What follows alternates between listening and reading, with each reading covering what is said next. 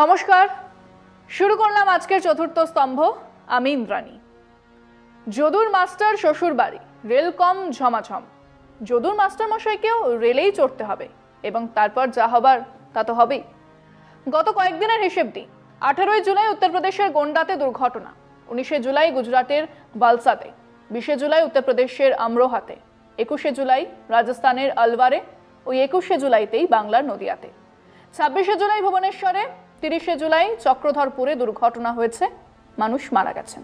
2019 থেকে 2024 30 জুলাই পর্যন্ত 36টা ছোট বড় দুর্ঘটনা হয়েছে, মারা গেছেন 350-র বেশি মানুষ। কিন্তু ওই ট্রেন না চড়ে উপায় কি? মধ্যে প্লেন ভাড়া কমেছিল, ওই যে উড়ে আম আদমি, উড়ান, আম জনতার প্লেন ইত্যাদির বাওয়াল। খাবার বন্ধ, ম্যাগাজিন বন্ধ, চকলেট বন্ধ। আমরা মধ্যবিত্ত উচ্চবিত্ত মানুষজন মেনেও নিয়েছিলাম, টাকা কম লাগলে দরকার নেই, ওসব ফালতু ব্যাপার। কিন্তু সেসব বন্ধ হবার পরে দাম আবার হুহু করে বেড়েছে। 1300 থেকে 1400 টাকার টিকিট মিলবে কলকাতা শিলিগুড়ি, এখন 5000-এর কমে নেই। অগত্যা ট্রেন সম্বল আম আদমির, মধ্যবিত্ত মানুষজনেরও। ট্রেনেই চড়তে হবে, কিন্তু প্রাণ হাতে করেই চড়তে হবে। আপনি ট্রেনের টিকিটের সঙ্গে জোড়া পাঁঠা মানত করে একটা চান্স নিতে পারেন। রেল জার্নি করে ফিরে এসে পাঁঠা বলে দেবার পর মাংসও খাবেন। রেলের কবচ তো কাজে লাগবে না, পাঁঠা খেকো মা কালীর কবচ যদি লাগে। ঠাট্টা থাক, মোদ্দা কথায় আসা যাক।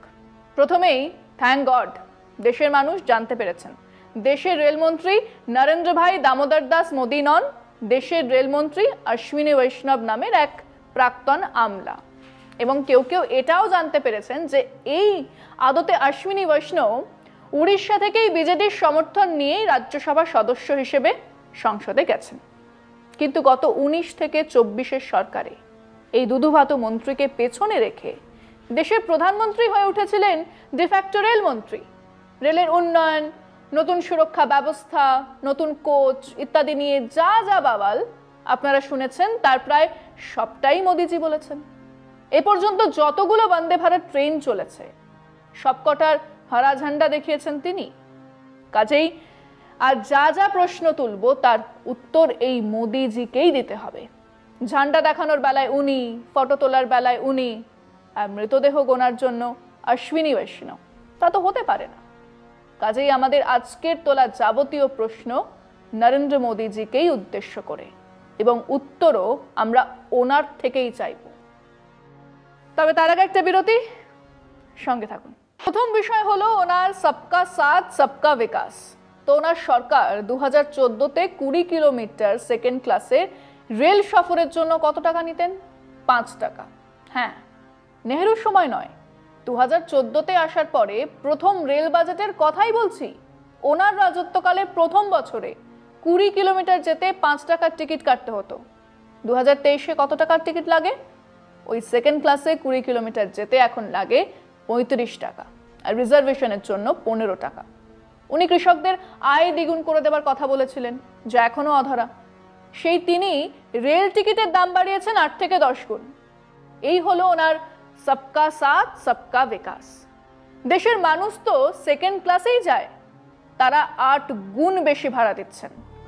দুর্ঘটনার জায়গাতে এখানে সেখানে ওই যে বগির ছবি দেখেন এখনো পড়ে আছে, তার সিংহভাগ ওই জেনারেল কম্পার্টমেন্ট আর সেকেন্ড ক্লাস রিজার্ভ বগি। ট্রেনের সামনের দিক মানে ইঞ্জিনের পরেই থাকে ওই জেনারেল কম্পার্টমেন্ট, আর শেষের দিকেও থাকে, মানে ধাক্কা যে ধার থেকেই আসুক মরবে ওই সেকেন্ড ক্লাস জেনারেল কম্পার্টমেন্টের মানুষ, যারা আপাতত 8-10 গুণ ভাড়া দিয়েই ট্রেনে চড়ছেন। দ্বিতীয় হলো বেসরকারীকরণ। না, এই বেসরকারীকরণ মোদিজির সময় নয়, কংগ্রেস আমলেই শুরু হয়েছিল। কিন্তু তা ছিল ক্যাটারিং এর বেসরকারীকরণ, প্রিন্টিং প্রেসের বেসরকারীকরণ, কনজারভেন্সি মানে সাফ সাফাইয়ের কাজে বেসরকারীকরণ ইত্যাদির মধ্যে সীমাবদ্ধ। কিন্তু মোদিজি দায়িত্ব নেবার পরে গোটা ট্রেনও তুলে দেওয়া হয়েছে বেসরকারি মালিকের হাতে। মানে আমরা রেলপথ দিয়েছি, এবার আপনারা রেল চালান, যাত্রী সুরক্ষা মায়ের ভোগে। এরপর রেলের আরও কিছু দপ্তর, সিগন্যালিং থেকে ট্র্যাক মেইনটেনেন্স দিয়ে দেওয়া হলো বেসরকারি প্রতিষ্ঠানের হাতে। এর সঙ্গে যোগ হলো আরো দ্রুত গতি ট্রেন চালানোর গিমিক। এরই মধ্যে করোনা এবং টুক করে তুলে নেওয়া হয়েছে সিনিয়র সিটিজেনদের জন্য দেওয়া ছাড়। করোনা চলে গেছে, দেশের প্রবীণ মানুষেরা সেই ছাড় ফেরত পাননি। কিছুদিন আগে জানিয়ে দেওয়া হয়েছে সে ছাড় ফেরানোর কোনো পরিকল্পনাও সরকারের নেই। ওদিকে উনি মাঝে মধ্যেই ওনার অশীতিপর মায়ের পা ধুয়ে দিয়েছিলেন, সেসব করার সময় আলাদা টিম নিয়েও গিয়েছিলেন। ছবি উঠেছে, মানুষকে বোঝানো হয়েছে উনি মাতৃভক্ত, প্রবীণদের সম্মান দেন। আসলে আমাদের দেশের প্রধানমন্ত্রী ফটো অপরচুনিটি চান, মানে তার ফটো উঠবে, লোকে দেখবে, ব্যাস। এর জন্য তিনি একলা গুহায় ধ্যান করেন, সামনে কমসে কম 100 ক্যামেরা, মন্দির প্রদক্ষিণ করেন, রেলের ঝান্ডা দেখান, ওই যে অপরচুনিটির জন্যই। ক্যামেরা তুলে নিন, উনি হারগিজ যাবেন না। ছবি না উঠলে গিয়েই বা কি লাভ। এরপরে আসুন সিএজি রিপোর্টে। 2022 সেপ্টেম্বর মাসে সংসদে এই সিএজি রিপোর্ট পেশ করা হয়েছে। তাতে বলা হয়েছিল রেল লাইন পরিদর্শনের কাজে 30 থেকে 100% পর্যন্ত গাফিলতি রয়েছে। 2017 থেকে 2021 পর্যন্ত ট্রেন বেলাইন হবার ঘটনা ঘটেছে 422টা। 84% দুর্ঘটনা ঘটেছে পয়েন্ট ঠিক জায়গায় না থাকার জন্য। আচ্ছা, এই পয়েন্টটা কি? রেলের লাইন সমান্তরালভাবে চলে, আবার তার সঙ্গেই সোজা যেতে যেতে ডানে বা বাঁয়ের লাইনে চলে যায়। যেখান থেকে সেই লাইনকে ঘুরিয়ে দেওয়া হয় সেটাকে পয়েন্ট বলে। খানিকটা এক্সপ্রেসওয়ে দিয়ে সোজা আসার সময় একটা সার্ভিস রোডে নেমে আসা বা সার্ভিস রোড থেকে বড় রাস্তায় উঠে পড়া। তো বেলাইন হবার কারণ হিসেবে 84% হলো এই পয়েন্টের গন্ডগোল, সিএজি রিপোর্ট জানাচ্ছে।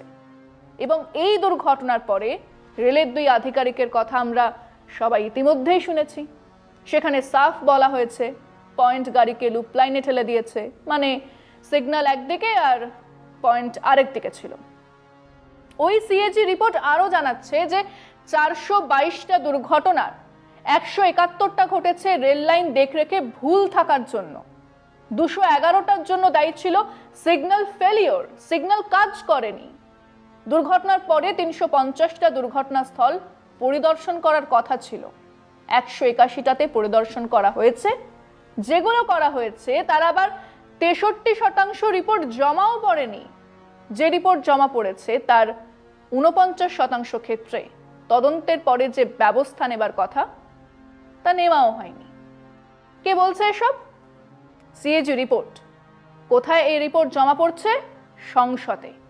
রেলমন্ত্রী দফতরের মিটিংয়ে আর কোথা থেকে রোজগার হবে তা জানতে চাইছেন। এবং অন্য যা জানতে চাইছেন তা হলো আর কোথায় কোথায় বন্দে ভারত চালানো যায়, কারণ মোদিজি ছবি তুলবেন, হারা ঝান্ডা দেখাবেন।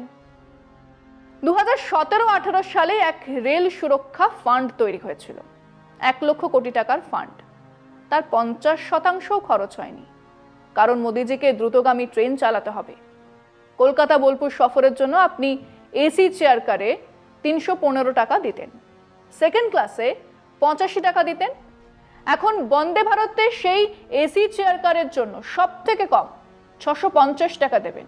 এই ট্রেনে সেকেন্ড ক্লাস নেই, সঙ্গে 2 পিস কাঁচা পাউরুটি আর একটা অমলেট, গুনে গুনে 4টে আলু ভাজা আর 3টে কড়াইশুঁটি ফ্রি। ওনার মাথায় এখন বুলেট ট্রেন। দ্রুতগামী ট্রেনই শুধু নয়, আসল কথা হলো দেশের উচ্চ মধ্যবিত্ত আর বড় লোকদের জন্য যাতায়াতের ব্যবস্থা। রোজ নতুন ট্রেন চালু করা হচ্ছে, বলা হচ্ছে 3 ঘন্টা 4 ঘন্টা কম সময় নেবে। চাপটা ভাবুন, একটা বন্দে ভারত ট্রেন কতগুলো ট্রেনের ড্রাইভার, রেল সিস্টেমের ওপর কতটা চাপ ফেলছে। একটা গাড়ি দ্রুত গেলে অন্যদেরও তো দ্রুত যেতে হবে, ড্রাইভাররা ছুটি পাচ্ছেন না। এই যে অ্যাক্সিডেন্ট হলো, শোনা যাচ্ছে পরপর 4 দিন কাজ করার পরে আবার ডিউটি দেওয়া হয়েছিল একজন ড্রাইভারকে। কর্মচারীদের কাজের সময় বাড়ছে, নতুন রিক্রুটমেন্ট নেই। রেলে guard, driver, traffic assistant, station master ইত্যাদি পদে 3,11,000 পদ ফাঁকা পড়ে আছে। 18,000 গেজেটেড অফিসারদেরও 3,000-এর বেশি পদে লোক নেই।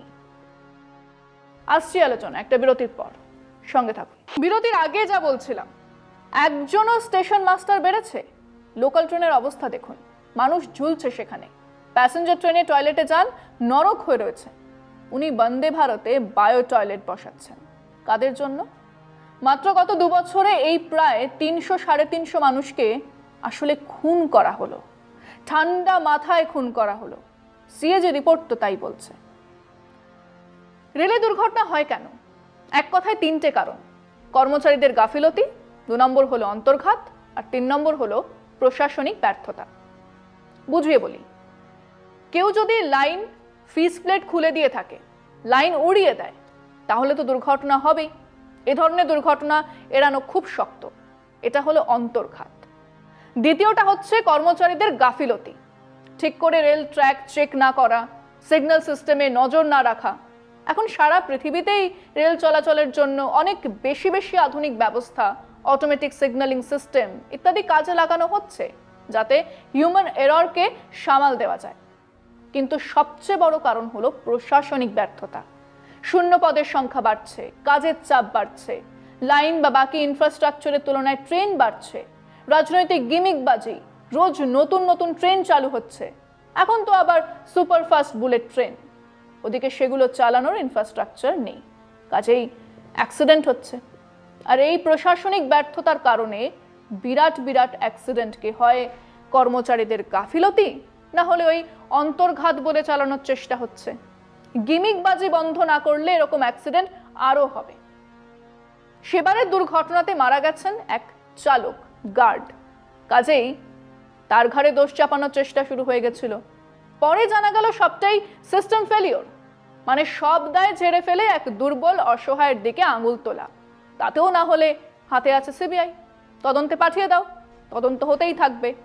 ততদিন পর্যন্ত বিজেপির নেতা, মন্ত্রী এবং নরেন্দ্র মোদী এই দুর্ঘটনাকে অন্তর্ঘাত বলতে থাকবেন। দোষ ওনাদের নয়, দোষ পাকিস্তানের কিংবা আল কায়দার, অন্তত মাওবাদীদের। এক অরাজকতার দিকে দেশকে নিয়ে চলেছেন আমাদের প্রধানমন্ত্রী। এই অরাজক অবস্থার জন্য দায়ী উনি, ওনার দল। কিন্তু বলি হচ্ছেন, মারা যাচ্ছেন সাধারণ মানুষ, যারা আপাতত লাশ, নিথর দেহ মাত্র। আজ এখানেই শেষ করছি। শুভরাত্রি।